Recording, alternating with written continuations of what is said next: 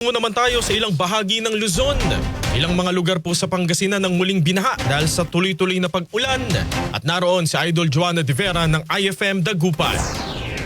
Muling binaha ang ilang lugar sa Pangasinan nitong linggo at kahapon August 17, 2026 dahil sa nararanasang tuloy-tuloy na pag-uulan dulot ng habagat. Nitong linggo August 16, 2026, nakaranas ng malakas na agos ng tubig sa daanan ang mga motoristang ito sa mga terem kung saan naging pahirapan sa kanila ang pagtawid.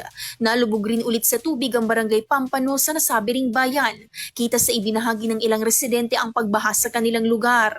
Binaha rin ang ilang bahagi ng Labrador tulad sa ilang daanan at barangay kung saan mabilis ang daloy ng tubig, diretso sa kabahayan ng mga residente sabay sa patuloy na pag-uulan na naranasan naman kahapon August 17, 2026. Maging sa Sual, umapaw rin sa kalsada ang tubig na nagmumula sa ilog dulot ng naranasang sama ng panahon din kahapon. Maging sa bayan ng Bugalyon, binahari ng ilang kalsada.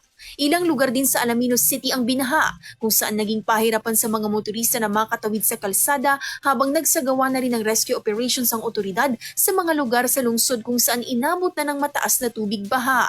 Nagsagawa rin ng rescue operations kahapon ng MDRMO sa Agno para sa mga residenteng inabot na ng tuhod hanggang halos dibdib na tubig baha ang mga kabahayan.